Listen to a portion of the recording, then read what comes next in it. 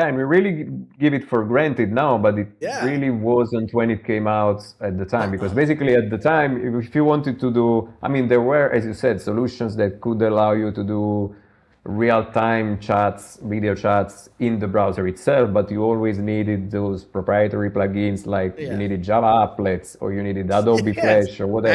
And they ActiveX. were, yeah, ActiveX, all that stuff. I mean, they were basically all a nightmare in terms of security, because then we've Yeah. seen, I mean, how basically problematic they were for a very long time. And then,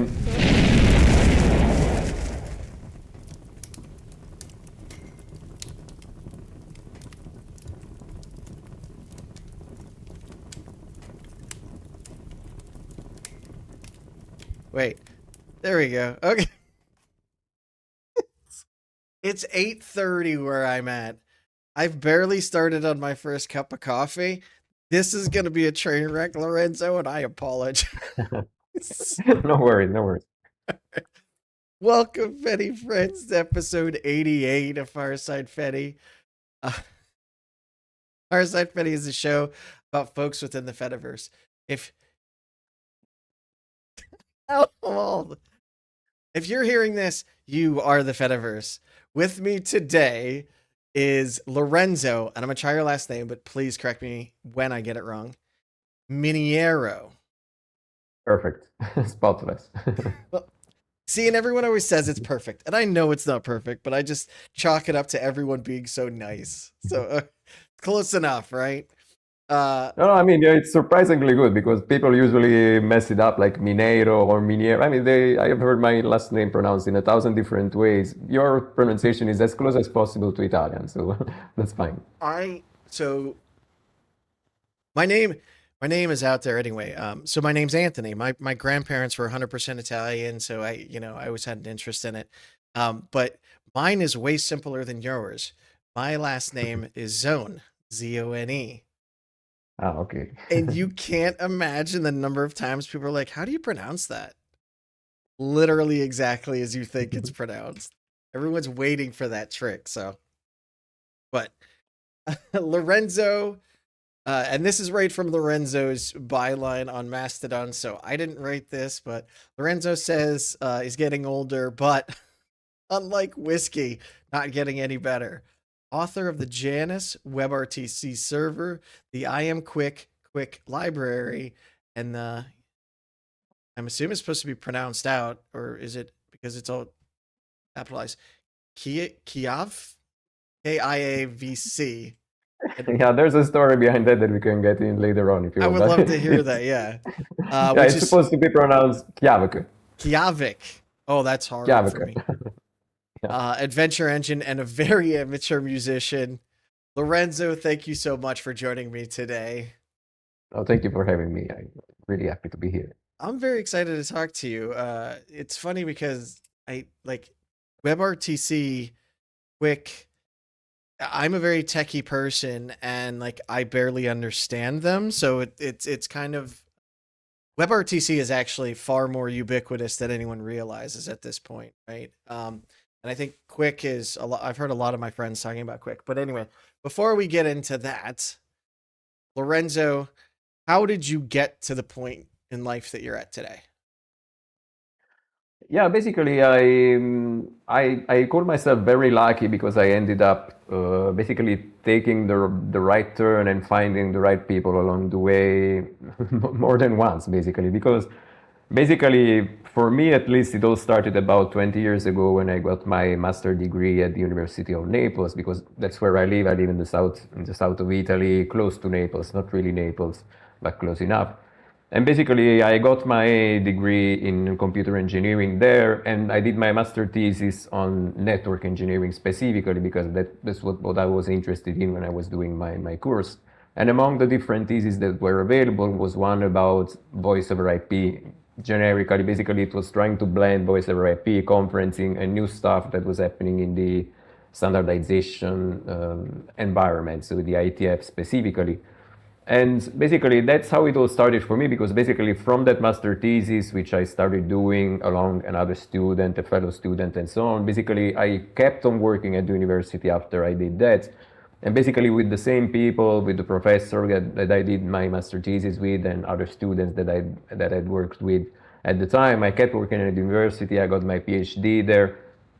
And eventually we decided to just create a company out of all the research activities that we had been doing on real-time multimedia applications. So basically we had started with voice over IP, we had moved to conferencing, and at the time WebRTC didn't exist yet. So it was voice over IP technology like SIP, real-time transfer protocol and stuff like that. But basically we decided to try and go to market with what we had done, which is how basically we funded our company. And it took a bit of time to better understand what we wanted to do out of that, because we started by trying to do an actual product out of that, like an alternative to what could be Proton Meet or WebEx at the time.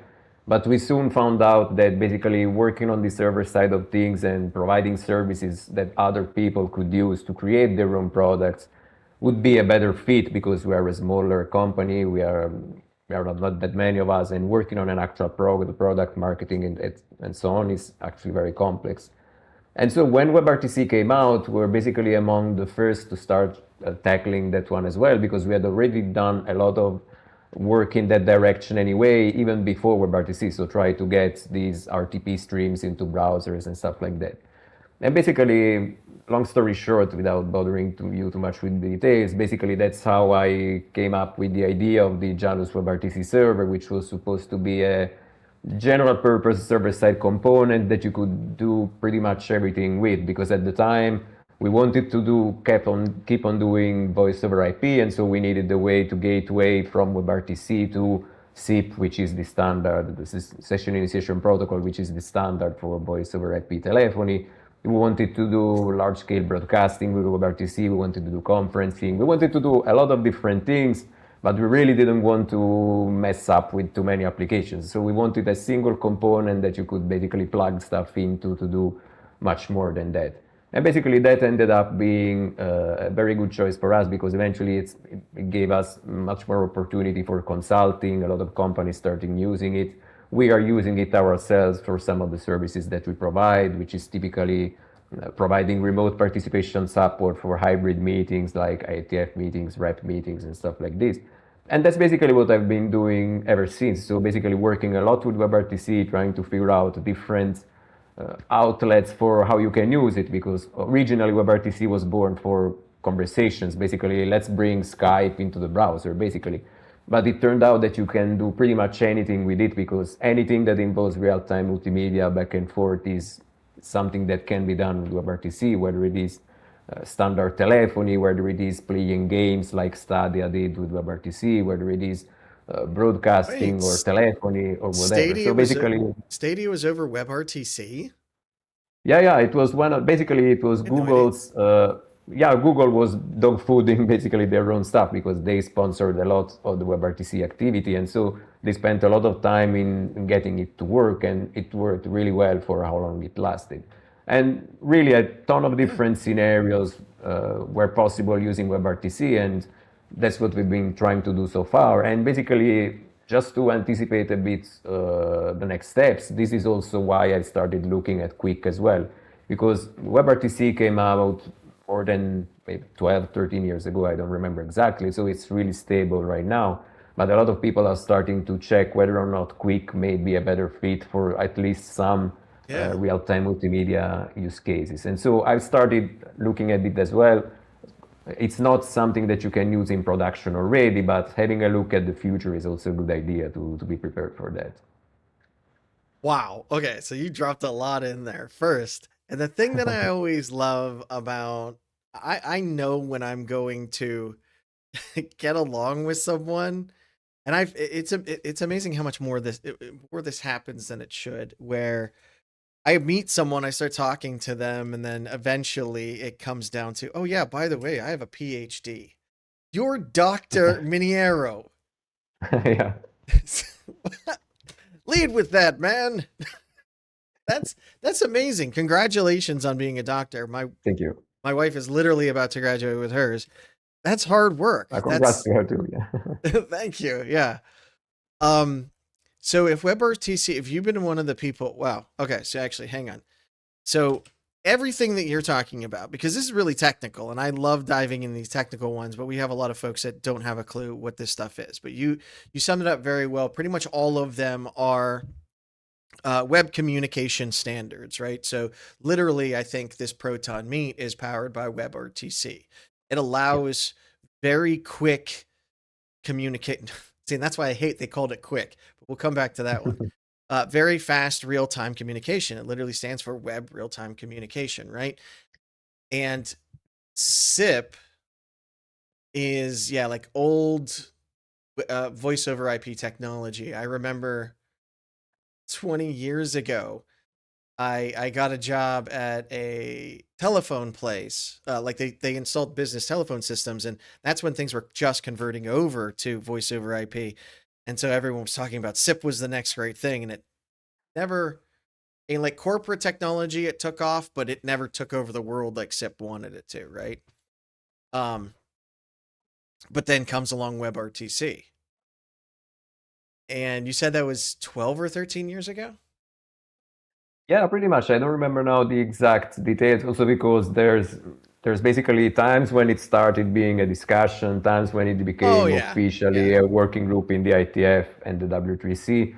And basically then it took some time to get the first versions out so that people could play with it. But it's definitely been quite a long time. So yeah, no. And by the way, SIP may not have succeeded, let's say, in the user end side of things. So it's not likely that you or I may be using a SIP soft phone. I mean, I do sometimes, but it's for different reasons. But I mean, it's not usual for people to use a SIP a lot directly, but it's really powering the whole telephony behind the scenes. So basically, all the telephony in the world is basically SIP right now. I just was last week at a conference that was about a specific component called OpenSIPs that revolves exactly on that, with a lot of companies focusing on that. In a couple of days, I'll be in Berlin for another conference that basically will talk about a similar component for the same level of technology. So SIP may be a bit hidden, but it's really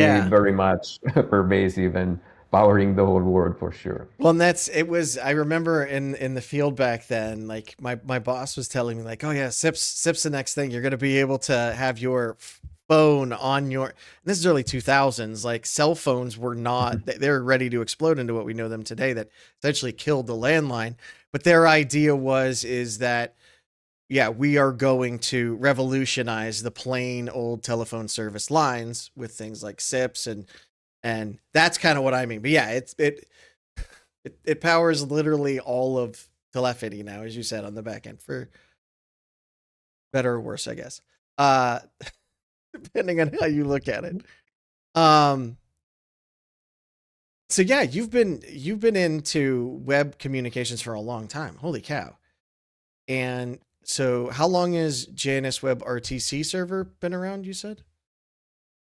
Janus, we released, I think, the first version in 2014. So it's also pretty much 12 years ago that we started. So yeah, which means that WebRTC itself is a bit older than that, because I mean, it had been around for a little while when we started. I'm just like, you say WebRTC's been around that long. And like I remember when people started talking about it, and it was probably that long ago, but it's like, no, that was just a couple of years ago, right? It's like, no. So Janus is a general purpose WebRTC server. Do you want to talk about Janus specifically? Yeah, basically, as I was saying before, it was a project that I started thinking about probably. Yeah, it was during my while I was starting on my PhD, when I was working on my PhD, because what I did for my PhD thesis was basically working on research aspects for large-scale broadcasting. So that was my main idea at the time. Yeah. So basically the use case was, what if I want to watch the Super Bowl in real time, rather than watching it on a streaming channel that may be 30 seconds or a minute delay. So I'm not really watching something in real time. I'm watching something that happened a minute ago, basically. Right. And WebRTC being a technology that allows you for super real-time stuff. So really, it was born for conversational use cases, but you can also use it in a single direction and so on.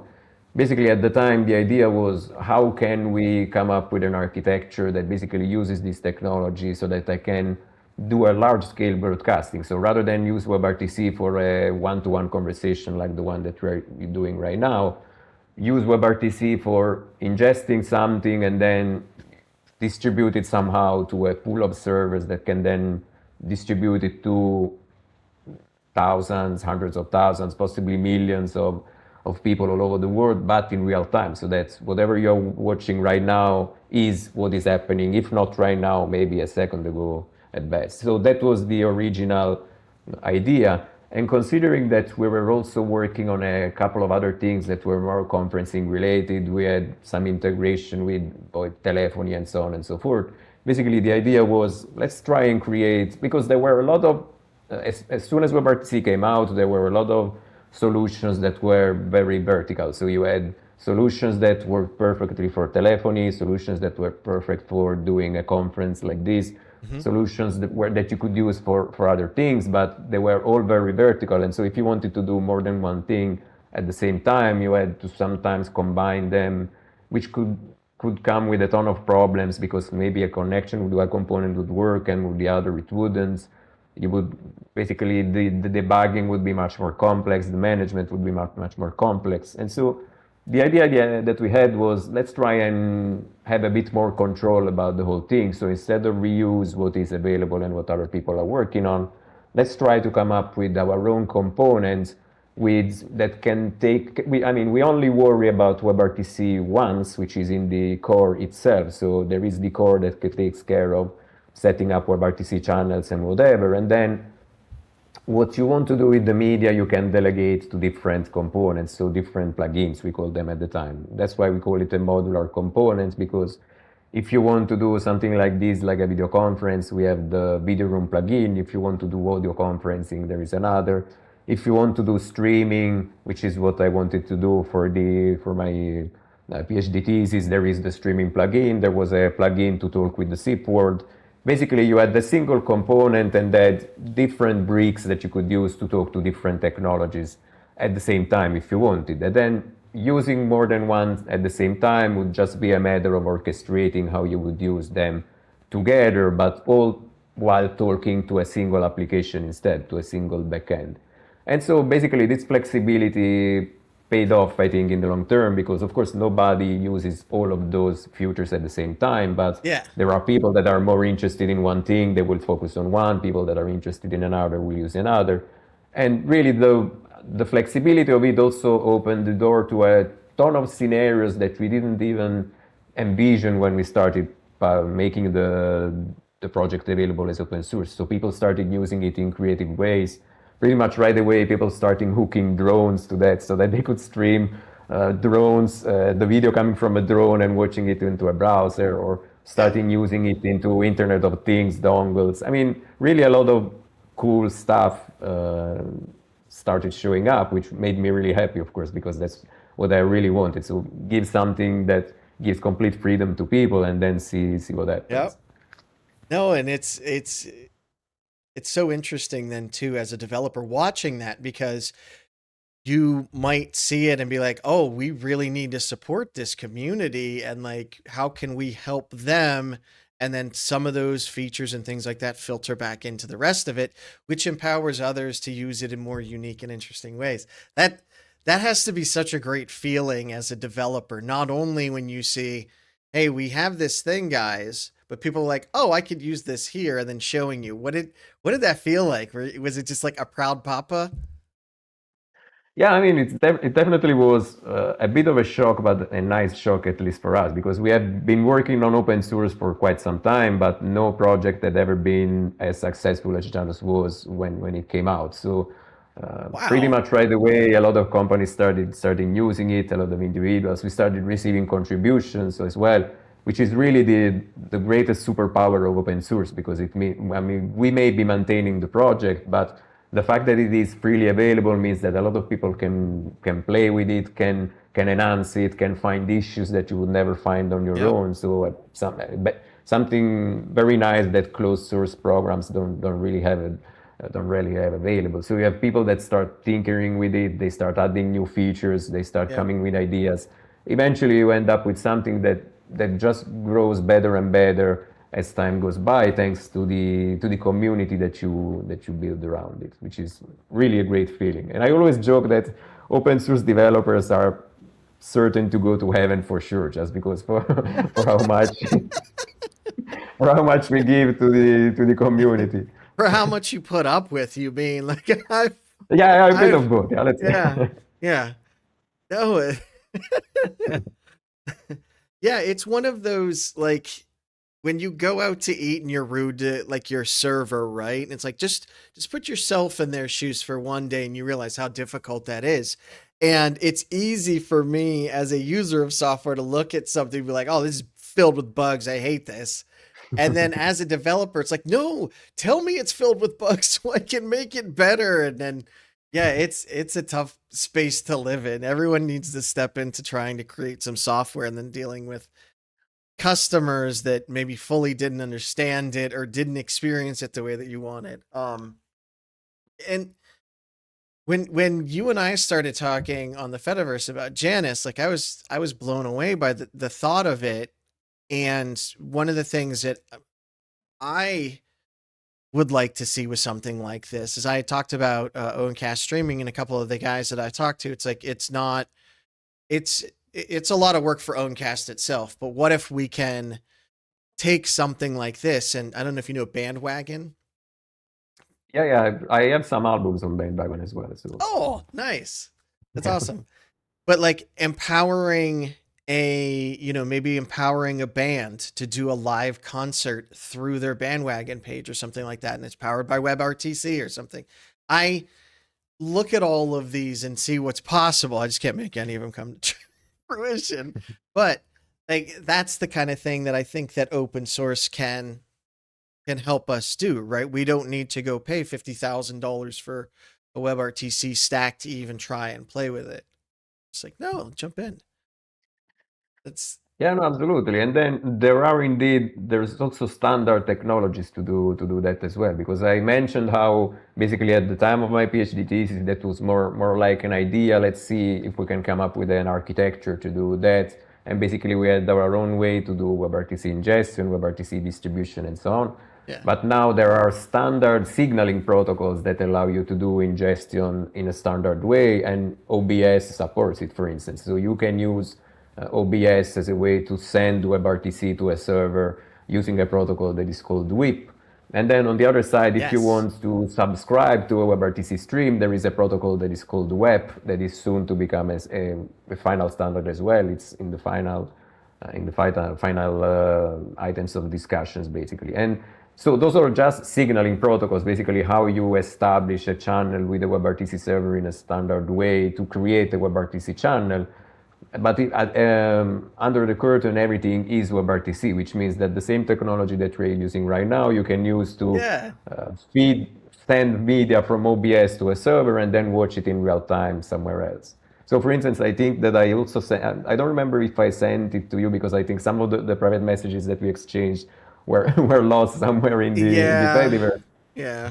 But basically, I also basically prototyped this stuff myself with a concert of my own last summer. So basically, right where I'm sitting right now, basically I used OBS to capture my performance. So I played for let's say an hour or so of music, captured it in real time with OBS, sent it to Janus, and then I had a separate web page with a chat and a video channel over which people could watch me, all done via WebRTC. And of course, I had maybe 5, 7 attendees, so it was not really, let's say, the Michael Jackson concert or something like that. But still, it was a proof of concept of Yeah. something. Basically, I was streaming myself playing live in real time using WebRTC, which was really a cool experience because basically I brought together what I do for a living and as part of my daily job and my passion, basically bringing them together and to do something cool that way. So, Well, and I mean, if it worked not fine for me, it worked definitely. It will work for pretty much everybody else. so when you did this built on Janus, right? Yeah, So I basically reused the Janus demo server that we have online, and so I was using WIP as a protocol to basically send media from OBS to that Janus instance online, and then yeah. I created a very basic web page using WebRTC as a technology to show a video stream coming from Janus with a chat on the side. So if I would like, and I'm not a software developer, but assume I'm a software developer, so I have a basic level of software experience. If I took Janus right now, how quickly could I get up and running, like building something like that in? Do you think someone that's not familiar with Janus, it would take months or weeks? I know this is a very difficult question, probably impossible to answer, but I'm trying to understand more of like how much Janus does for the server side versus how much is expected of the developer. I mean, in Janus itself, you could see as basically a media server that has a very powerful API to control different things, typically depending on what plugins you are going to use. And so the, let's say the highest level of complexity that the developers usually struggle with, and this is true for mostly every WebRTC endpoint, is typically the network setup, because for most of the times, for instance, especially when you deploy a web server, you deploy a blog or whatever, you typically only need to open a single port and you're done with that, because that's your entry point. That's how you Right. reach your server, for instance, to exchange messages via HTTP and so on. With WebRTC, you typically have to do a bit more work when it comes to opening a range of ports, making sure that let's say firewalls and nuts are not going to uh, cause issues with the communication and so on and so Right. forth, Yeah. which typically means deploying, for instance, Janus on a publicly reachable component is server is usually recommended. But I mean, installing Janus is usually relatively straightforward. The APIs are not that hard to understand, and you can use HTTP or WebSockets, for instance, to communicate with it, besides other protocols as well. And it's really just a matter of creating a web application to communicate with the component that way. And we have a ton of demos that basically show you how that works. And apart from this, it's really a matter of familiarizing a bit with the different protocols. For instance, I mentioned WIP and WEP as ways to uh, ingest media and then distribute it, which means figure out how to use WebRTC in the browser. So using JavaScript is another challenge that people sometimes have, mostly because WebRTC can really be used for a ton of different scenarios. So you can use it for conferencing, for calls, for streaming. So that's where the complexity lies a bit more or less. So I mean, but I think that if installing Janus and then just playing with the demos should be, let's say, relatively straightforward, or at least we hope it is like that, because we worked a lot on the documentation and stuff like that. But in case you run in any issue, we have an active community as well, and typically there's always people that can help with WebRTC questions in a lot of different places. Wow. See, and And then these. I also blog a lot on our official blog. So basically, just reading those walls of text sometimes can give you Dude. ideas on how to do things. Well, and that's when the papers that I got, and I'm trying to understand. I'm like, okay, this is way beyond me. But I love the idea of it because I've been asking my community questions about stuff like this and the actual realities of it. And they've been correcting me on things, and I'm just like, this is a to me, this is the level of that's magic, but you're handing it to us in a way that even some normal people can. Non-magicians, I mean, not like unnormal. Uh, but like this is incredible to me. That's so cool. And I think things like because WHIP, my understanding of WHIP, and this is why I kind of got excited about it, is at least the way that I've read that Twitch is leveraging it is right now my computer sends to a server. That server changes all the qualities and does a lot of processing and then hands it out somewhere else. Whereas with WHIP, right, I can handle all the processing and then just use the server as a pipe out for everyone else. And for those that have the hardware, and again, I think that this has kind of a place in like I see like a premium viewership, right? There are Twitch streamers right now that have very active communities and like would want maybe a private, chat with them or something like that. And you can be like, well, here's a donor or here's a subscription tier and you can get access to the private whip server where you're just like, because people want quality. They want higher quality than Twitch is willing to send them, right? And they also want, as you said, like closer to real-time conversations. Why does it matter? It's funny because it's like, oh, 10 seconds isn't bad. But as a streamer, I've noticed my chat get frustrated because like I ask a question and by the time they answer, I'm on like 3 questions later, right? Like, so 10 seconds matters. Where there is no delay here. And it's amazing. Yeah, no, definitely. Yeah.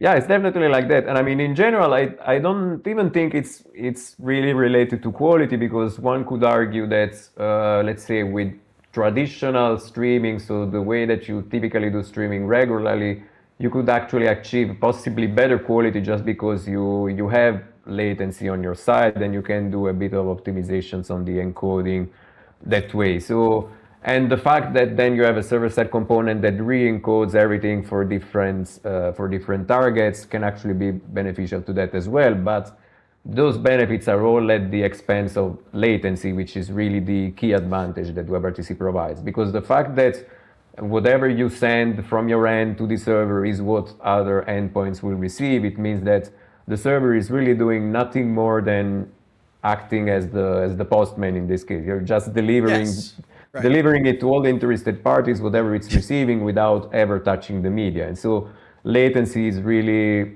kept low because of that. And there are, of course, tricks to optimize the quality as well. For instance, what you typically do with WebRTC, for instance, is rather than sending a single stream with the highest quality available, which is what you typically do with regular broadcasting, where the server then generates a low, medium quality automatically for you. It's you on your own ends that basically generate a high, a medium, and a low quality at the same time. You send all 3 at the same time, and then the server can decide this user will receive the high quality, this server will receive the medium, this server will receive the low quality, depending on application constraints. For instance, I know that you are going to appear just as a little thumbnail in the back. I will get the low quality, no point in receiving the highest quality possible if I'm just going to display you in a small rectangle over there. Or maybe bandwidth related. You are struggling, or you are on a mobile phone in a place where you don't have that great connectivity.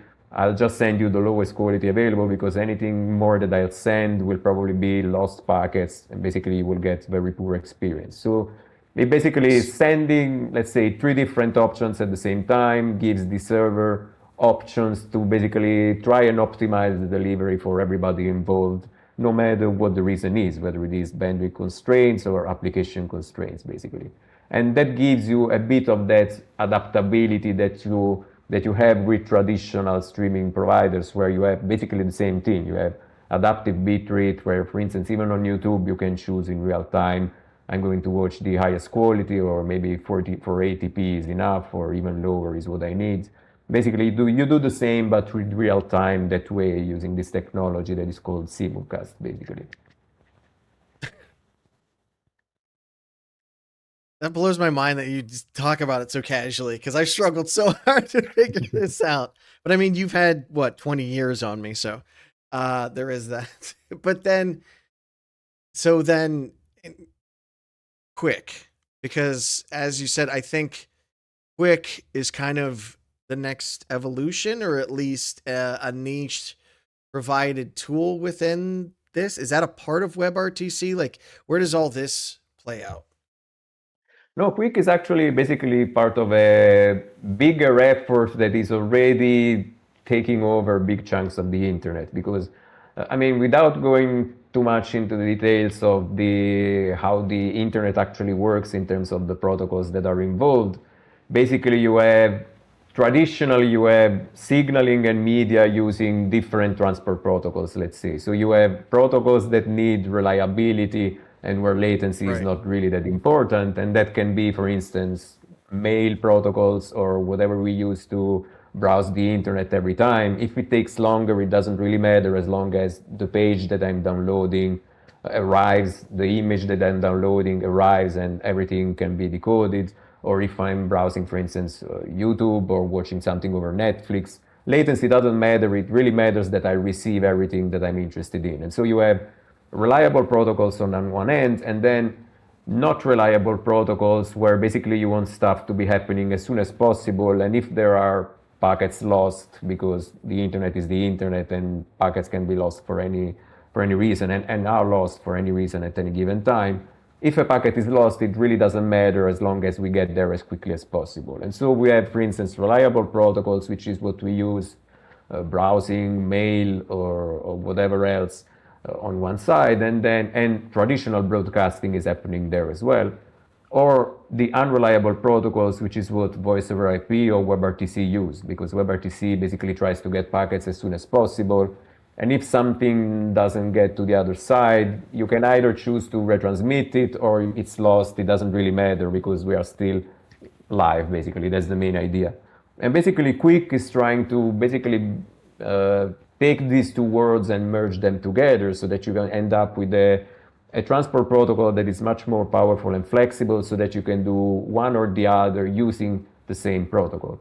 And so it was used, for instance, as the foundation for the newest version of the HTTP protocol, which is what we use to browse the internet every day. And basically, it's already very widespread, basically, as of today. So we may not even be realizing it, but a lot of the websites that we use are actually using QUIC under the curtain. Somebody told me that pretty much a lot of the YouTube videos that we watch are actually going on top of QUIC rather than traditional TCP, for instance, for HTTP purposes. So there is a lot of effort in getting QUIC to be as widespread as possible, and it really is in that area.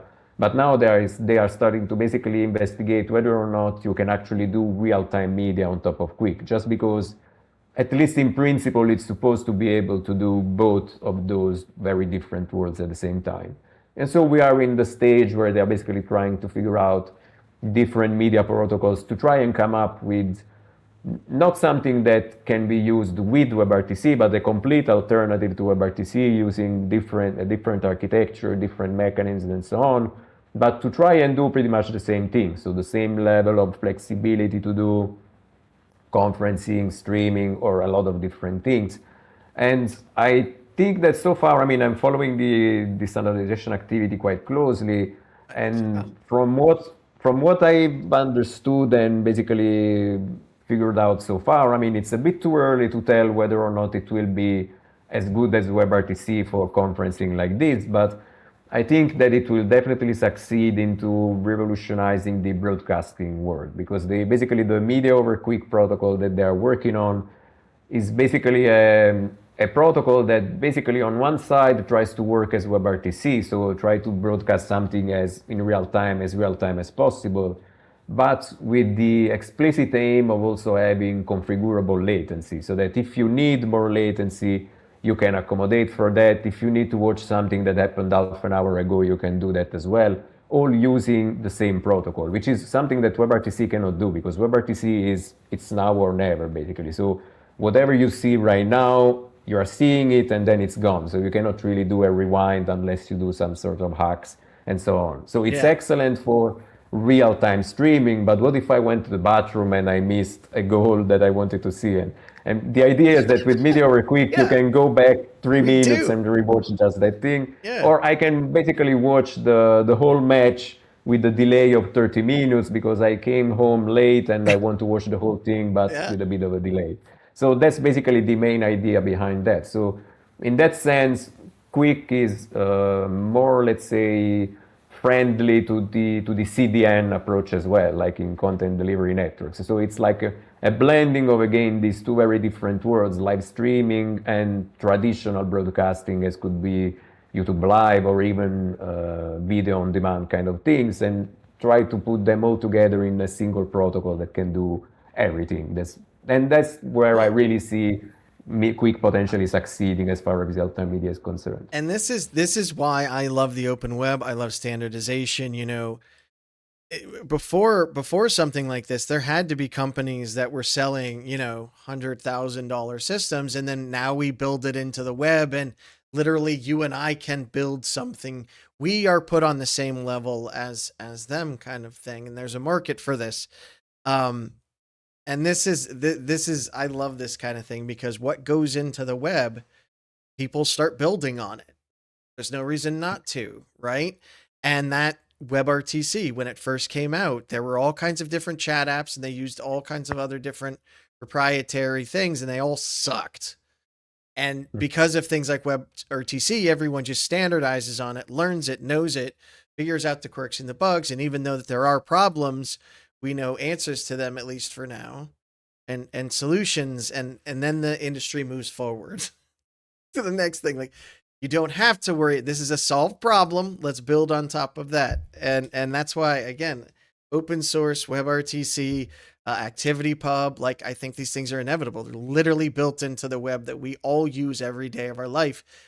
And most people don't even know it exists back there, right? Like, if a consumer wanted to use most, like Jitsi, or I think, again, Proton, they use those and they don't know it's WebRTC in the back end.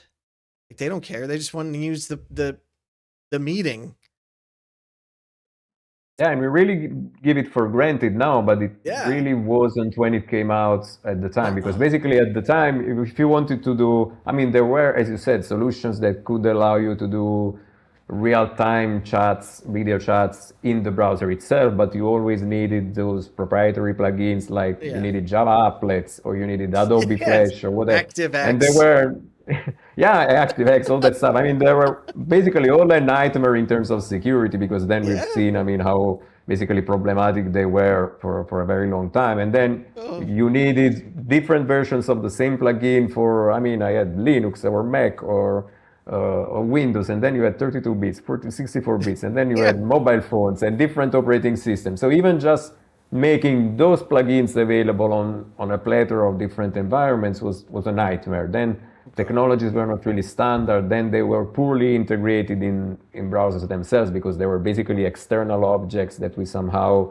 stuck in a web page across images, text, and so on. So it never really worked that great. And then WebRTC was the revolution in that sense, because basically the idea at the time was, let's try and learn what Skype is doing with all of its peer-to-peer nature, and let's try to mimic that into WebRTC. In fact, not everybody knows that WebRTC is a peer-to-peer technology in principle.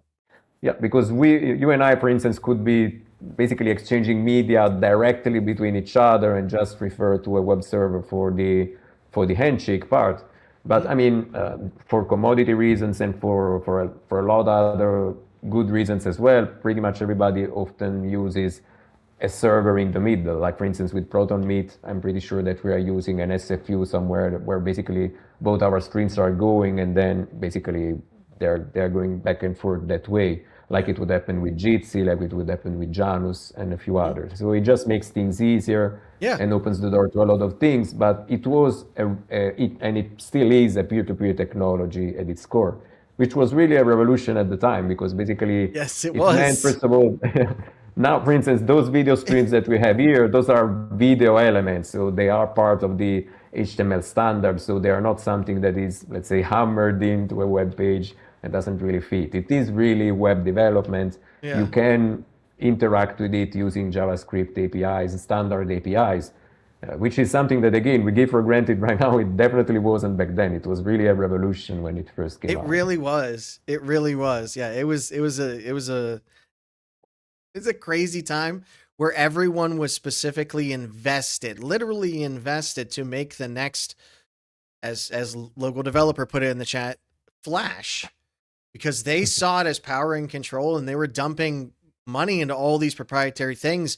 And a lot of us open source folks were freaking out, like, if these take off, they own the web. And little did we know, like technologies like WebRTC is working in the background because, again, Google doesn't want Microsoft to win, right? Like they also had a vested interest. So it was a wild time. It's calmed down. It's just gotten more toxic, really. Let's be honest. But less innovation. But someone asked in the chat, and this is an excellent question: are there any challenges that come with QUIC, or is it on a different layer than application, and you don't have to adapt anything to work with it? I mean, yeah, in theory, QUIC is supposed to be a generic transport protocol. And by transport protocol, we mean everything that sits below the application. So it's basically a protocol that other applications use. Sorry, there is an intruder that sometimes No, cat. no worries. Love cats. And so basically, it is supposed to be a very generic transport protocol that, again, you can use for everything, whether it is reliable delivery of objects or data, or let's say more latency aware applications. And so in principle, when it comes to using it for real-time media, the struggle really comes from the fact that it is QUIC is still basically an evolution of more, let's say, real reliable delivery. So it is great for stuff like HTTP and so on. It remains to be seen whether it will be as effective for real-time media as well, because, for instance, there may be retransmissions and adaptation of the bandwidth that may not, let's say, marry well with real-time requirements. Because, again, with the reliable protocols, it doesn't matter how long it takes for data to go from point A to point B, as long as it gets there. With real-time media, you really want that thing to get there as soon as possible. And if it doesn't make it, we either try again with, let's say, more limited, smaller objects or something like this, or we just give up, basically. And so it's a matter of figuring out whether or not we can react quick enough to, let's say, fluctuations in the bandwidth and something like this to dynamically adapt to the bandwidth that we have available, which is basically what WebRTC does today. So basically, with WebRTC, you have kind of the same issue. So you are trying to send the best quality out there as possible, but then there is feedback going back and forth all the time that tells you, look, the bandwidth that I see for you right now is basically 1 megabit per second or something like that. If you try to send more than that, you will lose packets, basically, and which means that you have to instruct your encoder, your audio and video encoders, not to go beyond that limit, because otherwise, basically, people on the other end will either not see anything or they will get a lot of artifacts or something like this. And so there is this feedback going back and forth in real time all the time with WebRTC, because the bandwidth may grow or may shrink depending on maybe your Wi-Fi is getting worse. So somebody started watching Netflix in the other room. So all these things, all these things have an impact, and the protocols need to be aware of this in real time. So sometimes even before it is happening, which is what there are some bandwidth estimation, let's say congestion control protocols, especially in QUIC, that try to do exactly that. So they try to anticipate the moment you hit congestion so that you can adapt your content on the fly. And the challenge here I see with QUIC is whether or not it will be good enough for really, really low latency as WebRTC, or whether or not it will be just good enough for broadcasting where, let's say, half a second or delay or a second of delay is still good enough for you. But you want that quality stream to get to the other side, right? Because it's... Yeah, exactly. Yeah. So it's a matter of trade-offs, I believe. So that's the only reason why I see QUIC more likely to succeed in the broadcasting world, where even a second of delay is a huge win. Let's say a second of delay is pretty much, we could say, real time. Yeah. It's like, I think, probably better than cable TV. I'm not exactly sure, but probably that's where we are. And rather than conferencing, which could be a different beast, but it's probably too early to tell right now.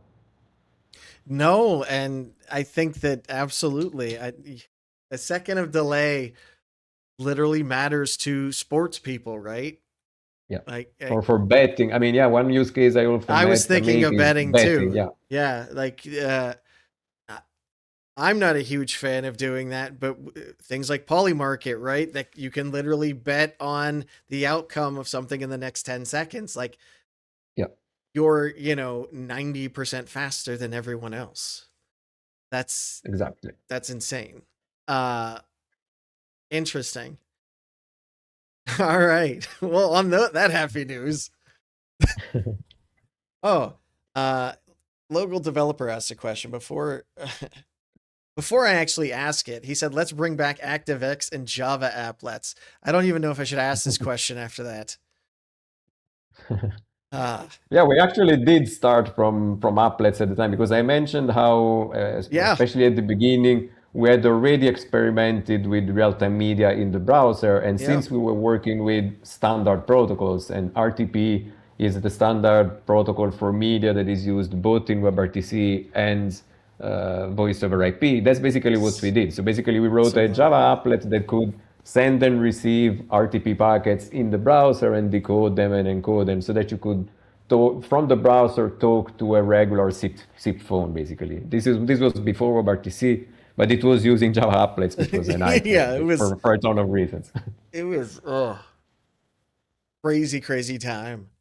But local developer asks, any thoughts on when QUIC will get integrated in place and placed in place like Linux to solve some of the efficiency problems? Integrated. Yeah, basically. Oh, okay. Sorry, I didn't know if. Yeah, basically, in a nutshell, again, I don't want to get too technical, but basically, the two transport protocols that we use right now are typically TCP and UDP. TCP for reliability and UDP for that low latency stuff, and they are both part of the operating system. So they are typically they are part of the network stack itself, Yeah. and so they are part of your own operating system, whether it is Windows, Mac, Linux, or whatever. And so typically any update to those protocols must require, for instance, a kernel update or something like that. While QUIC is a transport protocol that basically tries to get the best out of both, so basically tries to take the best qualities of both protocols into a single one, but it is not a protocol that lives at the same level because it leverages UDP, which is the unreliable protocol, at its foundation. So it's basically a transport protocol that sits on top of another transport protocol, which is why I don't think it's likely to see QUIC implemented as part of operating system as those other protocols are, because basically it leverages UDP, which is already part of the operating system. So you can you have a lot of different alternatives to use as a QUIC stack already, which are a lot of different libraries that you can use for the purpose, and which allows also for faster prototyping, faster experimentation, faster evolvement as well. And because you don't need to update your operating system to update the protocol, let's say. So, and I ask because Logo Developer at one point earlier said QUIC is kind of funny because it technically lives at the application layer, and because it's wrapped in UDP, you have to take it to different layers. That's smart. Okay. Again, making it easier to access new technologies without requiring really much on the other side. I love that kind of thing.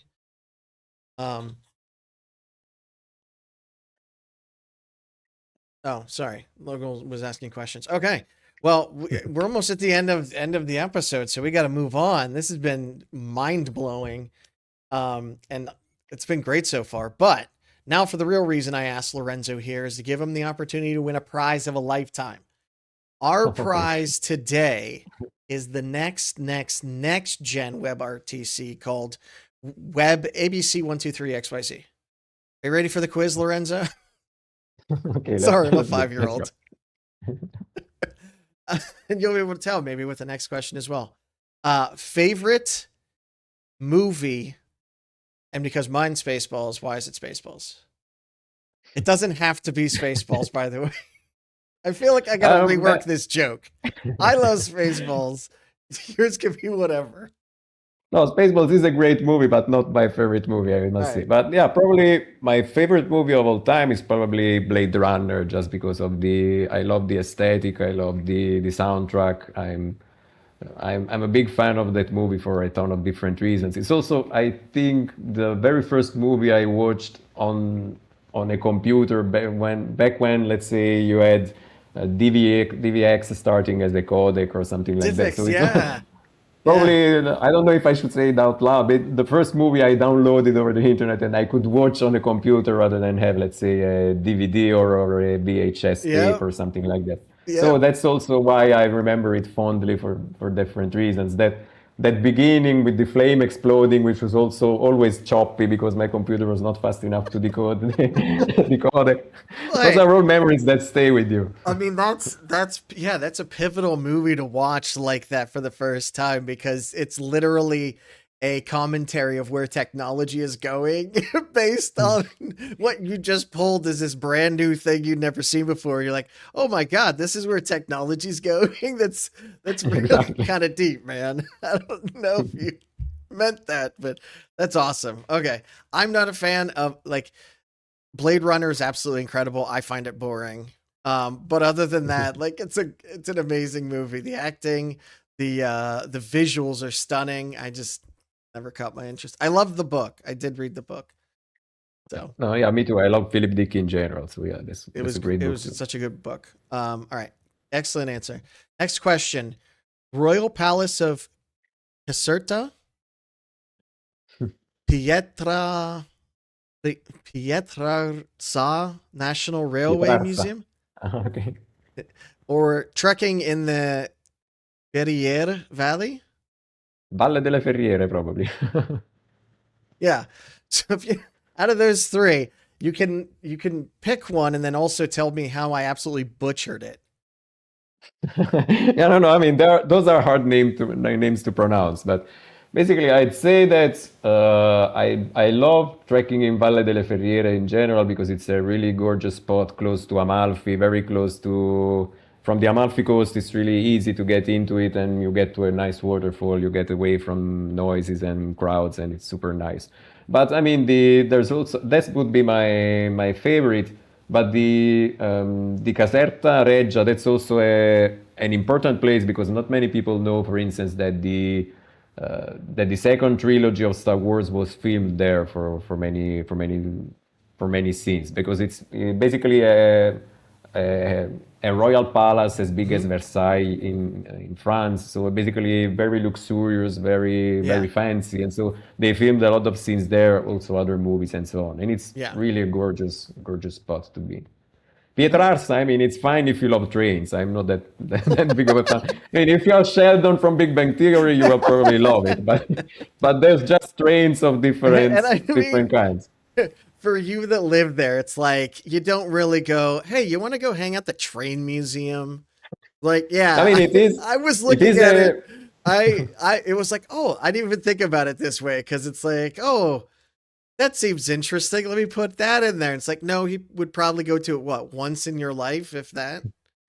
Yeah, but I mean, it does have historical relevance Well, because that's cool. it basically was the first train track that was ever built in Europe, I think. So Oh, no basically, way. it was momentous for different reasons. But Yeah. probably I would have put Pompeii in that list rather than Pietrarsa, maybe. Just be- See, and I saw that on the list, and I'm like, well, that's just too obvious. yeah, that's true. That's true. Let's pick something. Let's a bit more Something I've unusual. never heard of. That'll make it interesting. All right. Next question. Panna cotta, tiramisu, and gelato. Ah, that's tricky because I mean, um, I love all three, but I mean, gelato is probably my one of my favorite things in the world in general. But I love tiramisu as well. I also learned how to make it a few months ago, so Oh, which nice. was which was a mistake because now I'll get 200 kilos very fast. Yeah. But I mean, it's way too easy to prepare and it's delicious. But in general, I'd say gelato wins just because I love ice cream in general. All right. Good answer. What does an alternate universe Lorenzo do? I'm probably, I mean, maybe those guitars over there are probably an indication. I may try my poor luck in writing and composing music, which is something that I only do as a hobby right now. And looking at the numbers I'm making on Spotify and Co, is probably I made the right choice by by following an engineering career instead. Because alternate reality Lorenzo would be probably struggling to survive under a bridge, but who knows? Maybe he'd be happy. Well, maybe we can help him in this universe. I reached out to an alternate universe Lorenzo. I have an alternate universe phone. It's very technical. Don't worry about it. And alternate universe Lorenzo said he was a whip detective. It is who's in here, private investigator, the ultimate hide and seeker. So, you know, that's interesting. Not at all. All right. Mystery is a nice way of making a living. So. Next question. WebRTC, quick or slow? Yeah, I mean that's also a very controversial question right now, because there's these very two different words are starting to clash because of that. And so you have WebRTC people that are very angry about QUIC getting all this attention, and QUIC enthusiasts that are often QUIC enthusiasts because they were very disappointed by things they could not do with WebRTC. Yeah. And so they will say, no, QUIC is the answer to all of my problems, WebRTC sucks, and so on. And I'm stuck there a bit in the middle, because I've been doing WebRTC for pretty much all my professional career. Now I'm getting interested in this as well. And so it's like asking, do you love your mom or your dad more? I mean, I like them both. So let's see what happens. It's like asking which mode of transportation do you prefer best, a bicycle or an airplane? And it's like, well, hang on, where am I going? Right? Like, where am I going matters, and they both can exist. And I've told someone recently that as a software developer or as a protocol implementer or whatever you want to do, you've kind of gotten to a point where this is somewhat successful when you have people that are no longer just trying to help you build it, but have become ultra critical of it, it doesn't do what I need, or you won't take this feature, something like that. Like that's actually a good problem to have, because that means there's been enough people, enough momentum that look closely enough at it and say, not only, is X better than Y, but like, I just don't like Y. Like these fandoms, unfortunately for humans matter, because it fits our need. Right. And that's the one we like and go with. That is a very neutral response. Good answer. Yeah, well, let's say if I really have to pick, I'd say probably WebRTC, just because of the time that I spent with it so far. I mean, it really. Yeah. I can also say it put me on a radar as far as, let's say, being recognized as the author of something a bit more successful. So I really have to appreciate what WebRTC helped me do all over these years, let's say. Yeah. But I'm really curious about what QUIC could do in the future. Yeah. Let's see like that. Yeah. And the only way we find out its limitations are by implementing and playing, and maybe that evolves into the next standard or something. That's how software evolution goes. That's great. Those are great. And then as usual, the last question will be sent to Lorenzo telepathically. I'll send you the question, take your time, and then answer aloud, because the audience aren't telepathic, obviously. So you ready? Here comes the question. There's the question. Take your time thinking about it.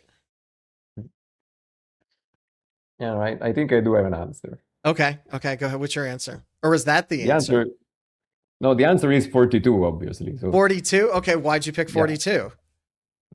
Because 42 is the answer to everything, basically. Yes. In Hitchhiker Guide to the Galaxy, 42 is the answer to everything, the universe, whatever. So 42 is always the answer. All right, I love it. Who doesn't love Hitchhiker's Guide to the Galaxy reference? Well, congratulations. You got every answer, either correct or incorrect. Good job. Unfortunately, when we went to test out the web ABC 123XYZ, we realized, like most things coming out of Silicon Valley these days, no one actually has a fucking clue what it actually does. So we'll just stick with WebRTC for now, if that's okay with you. Absolutely. I'm happy about that. So, I don't have to start studying and working on something completely new. Right? Like, not another language. Oh, God. Right? Yeah. Well, thank you, Lorenzo, so much for coming and talking with me today. Really appreciated having you on. Oh, thank you. It's been a real pleasure. It's been really super fun. Thank you. I'm glad to hear that. That's always the hope. And everyone out there on the Fediverse that's hearing this, thank you all so much. If you liked it, share organically, subscribe to the channel if you want, or even just let me know your thoughts. Any of that's good, and whoever you recommend next. But thank you all, everyone that's out there. These little things, I've seen these building traction and being able to allow people to, again, take back the internet and self-host your stuff if you want. And I think those days are smash that button so hard it explodes. I think it won't be the button that explodes. It'll be your monitor if you try to smash it too hard.